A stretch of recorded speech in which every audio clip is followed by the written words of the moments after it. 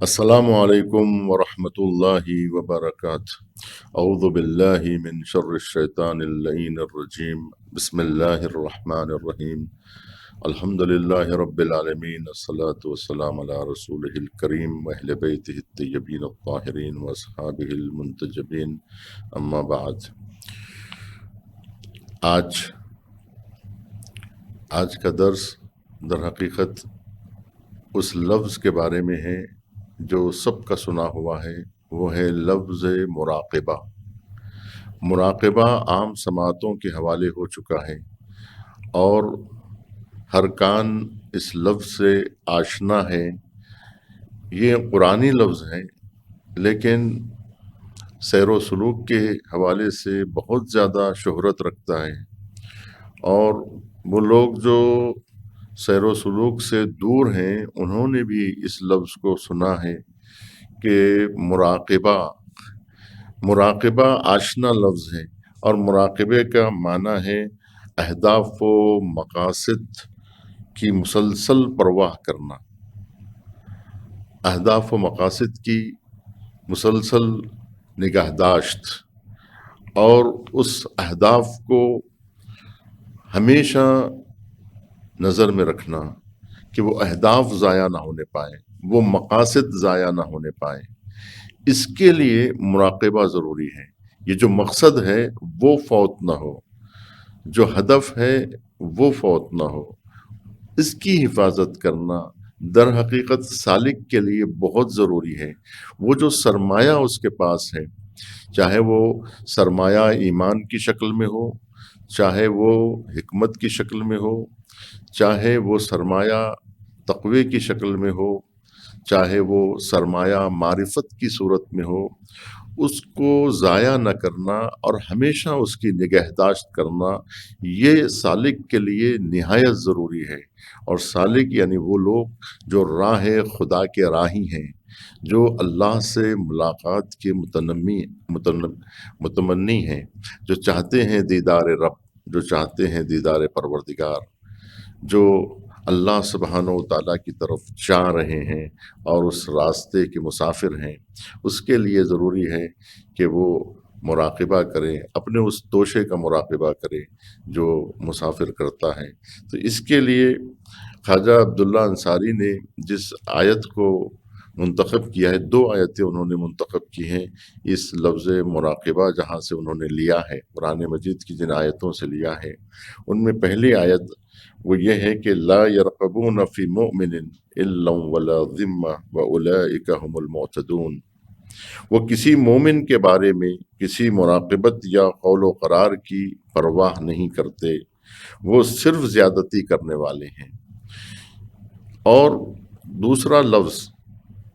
اور یہی لفظ جو دوسری آیت سے لیا گیا ہے، وہ ہے فارتقب انہم مرتقبون۔ اے رسول، آپ بھی مراقبہ کریں اور یہ بھی مراقبہ کر رہے ہیں۔ مراقبہ یعنی حق تعالیٰ کے حقوق کی دائماً پرواہ کرنا، دائماً اسے نظر میں رکھنا۔ مراقبے کا تعلق صرف ایک منزل سے نہیں ہے، بلکہ سالک تمام منازل میں مراقبہ کرتا ہے، کیونکہ تمام منازل میں سالک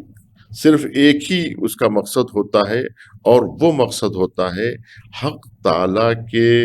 کا دیدار و فیض۔ لہٰذا سالک کبھی حق تعالیٰ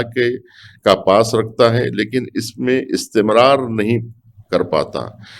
اور کبھی استمرار کر پاتا ہے۔ اسی لیے خداوند عالم دوسری آیت میں حضور صلی اللہ علیہ وآلہ وسلم سے خطاب کرتے ہوئے ارشاد فرماتا ہے کہ فرتقب، کہ اے رسول مراقبہ کرو اور ہمیشہ اس کے فیض کا انتظار کرتے رہو۔ یہاں یہ جاننا بھی ضروری ہے کہ اولاً مراقبہ ایک امر قلبی ہے، ثانیاً اس میں سالک خدا کو اپنا دل دے دیتا ہے، پھر اسی مراقبے میں رہتا ہے کہ وہ چیز جو اس کے پاس ہے وہ ضائع نہ ہو، تو اس کا وہ پاس و لحاظ رکھتا ہے۔ اس کی پوری توجہ یہ ہوتی ہے کہ وہ جو سرمایہ اس کے پاس ہے، یا وہ جو مقصد اس کی نگاہ میں ہے، اس کے دل میں جو آرزو و تمنا ہے، کو اس طرح سے اس کی حفاظت کی جائے کہ وہ ضائع نہ ہو، کیونکہ وہی اس کا سرمایہ ہے۔ اگر اس سرمایہ کی حفاظت نہیں کرے گا تو پھر سالک کے پاس کیا رہ جائے گا؟ لہٰذا سالک کو پوری توجہ جو اس کی مرکوز ہوتی ہے وہ اپنے مقصد پر ہوتی ہے۔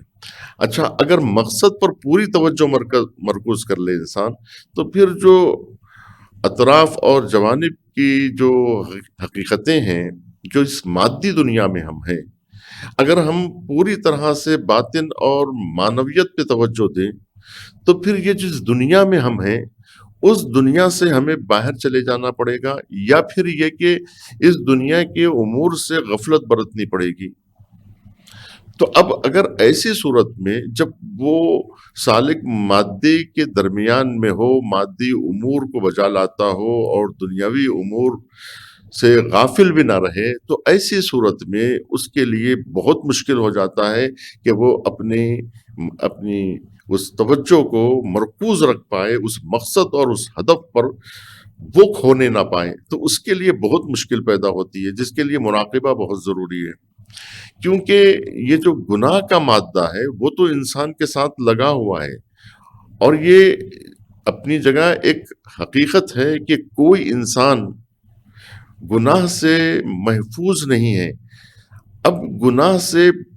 بچنا اس کے لیے بہت ضروری ہے، لیکن یہ کہ گناہ کا مادہ کسی میں نہ ہو یہ ممکن نہیں ہے۔ چنانچہ ایک شاعر جو صاحب نے کہا کہ نسل آدم میں کوئی معصوم نہیں، نسل آدم میں کوئی معصوم نہیں، احساس کسی قلب میں معدوم نہیں۔ احساس تو ہر قلب میں پایا جاتا ہے، اس فیض ازل سے جس کو کہتے ہیں گناہ، صد شکر کے ایک فرد بھی محروم نہیں۔ یعنی گناہ ہر انسان کے پاس ہے، اور یہ گناہ کو جو شاعر نے تعبیر کیا ہے کہ یہ صد شکر کے ایک فرد بھی محروم نہیں، تو اس کا مطلب یہ ہے کہ یہ گناہ ہی تو ہے کہ جس کی وجہ سے انسان کو کمال نصیب ہوتا ہے۔ اگر اس گناہ سے مقابلہ اگر انسان نہ کرے تو پھر ملک تو بن سکتا ہے لیکن انسان نہیں بن سکتا۔ تو انسان کو یہ گناہ اس کے سامنے آتے ہیں، اور ان موانع کو برطرف کر کے اپنی منزل پر نظر رکھنا یہی کمال انسانیت ہے، کہ جو چیزیں انسان کو روکنے والی ہیں وہ اگر نہ ہو تو پھر انسان اس سے لڑے اور اس سے بچے، یہ کوئی جو ہے معنی نہیں رکھتا ہے۔ تو لہٰذا اس گناہ سے انسان کیسے بچ سکتا ہے، یہ مراقبہ اس کا ایک حل ہے کہ جس کے ذریعے سے انسان بچ سکتا ہے گناہوں سے۔ مادے گناہ کو نکال کے پھینک نہیں سکتا، اس کے ہوتے ہوئے مراقبہ کیا جاتا ہے، یہ ہے سب سے اہم بات۔ اب آئیے مراقبے کے جو درجات ہیں اس پر بحث کرتے ہیں کہ مراقبے کے 3 درجے بیان کیے گئے ہیں، 3 اسٹیپ ہیں۔ ایک یہ کہ مراقبے کا پہلا درجہ یہ ہے کہ سالک کو چاہیے کہ وہ دائماً حق تعالیٰ کی مراقبت کرے اور اس کو اس نگاہ باطنی سے دیکھے کہ اس کے سوا سب چیزوں کو بھول جائے اور خدا کو اتنا نزدیک پائے، اتنا قریب پائے کہ گویا کوئی چیز حائل نہیں ہے، درمیان میں نہیں ہے، اور اس طرح پرنشاط ہو کہ لمحہ بلمحہ شوق سلوک بڑھتا ہی جائے۔ مراقبے کا دوسرا درجہ یہ ہے کہ سالک کو یہ علم ہونا چاہیے کہ خداوند عالم بھی اس کا مراقب اور اس کے اعمال کا مشاہدہ کر رہا ہے، اللہ سبحانہ و تعالیٰ اسے دیکھ رہا ہے، یہ سالک کو پتہ ہونا چاہیے۔ اور کوئی چیز بھی حق تعالیٰ کا مقابلہ یا اعتراض کرنے کی توانائی نہیں رکھتا۔ نیز سالک کو یہ علم بھی ہونا چاہیے کہ خدا کی ذات لا متناہی ہے، اور وہ اس کی تجلیات کا ایک ہلکا سا ادنا سی شعاع ہے۔ کوئی بھی ذات حق تعالیٰ پر اعتراض یا سرکشی کی طاقت نہیں رکھتا۔ یہاں تک کہ انسانوں کو سرکشی پر جو طاقت حاصل ہوتی ہے وہ بھی اسی کی قدرت کی قلمرو میں آتی ہے کہ وہ بھی اللہ کی دی ہوئی ہے۔ جس طاقت سے وہ مقابلہ کرتا ہے وہ طاقت بھی اللہ سبحانہ و تعالیٰ کی بخشی ہوئی ہے، وہ قدرت بھی اللہ سبحانہ و تعالیٰ کی دی ہوئی ہے جس سے وہ اعتراض کرتا ہے۔ اس لیے سالک کو چاہیے کہ وہ اوامر و نواہی الہی کو تسلیم کرتے ہوئے خود کو ارادے الہی میں فنا کر دے۔ مختصر یہ کہ مراقبے کے دوسرے درجے میں سالک یہ جان لے کہ خداوند عالم اس کا مراقب اور اس کے اعمال پر شاہد ہے، اس کے اعمال کو دیکھ رہا ہے اور کڑی نظروں سے دیکھ رہا ہے۔ اس کا کوئی بھی عمل ذرہ برابر بھی اس کی نگاہوں سے اوجھل نہیں ہے۔ وَمَن يَعْمَلْ مِثْقَالَ ذَرَّةٍ خَيْرًا يَرَهُ وَمَن يَعْمَلْ مِثْقَالَ ذَرَّةٍ شَرًّا يَرَهُ، کہ اگر ذرہ برابر بھی کوئی خیر کرتا ہے تو وہ بھی اللہ سبحانہ و تعالیٰ دیکھتا ہے، اور جو کوئی بھی ذرہ برابر بھی شر کرتا ہے اللہ سبحانہ و تعالیٰ اس کو بھی دیکھتا ہے۔ یعنی اس کی نگاہ میں کوئی انسان کا خیر و شر ایسا نہیں ہے کہ اس کی نگاہوں سے اوجھل ہو جائے، اس لیے کہ اسے نہ اونگ آتی ہے نہ اسے نیند آتی ہے۔ تیسرا درجہ یہ ہے کہ اس مراقبے کا تیسرا مرحلہ یہ ہے کہ سرنوشت اور تقدیر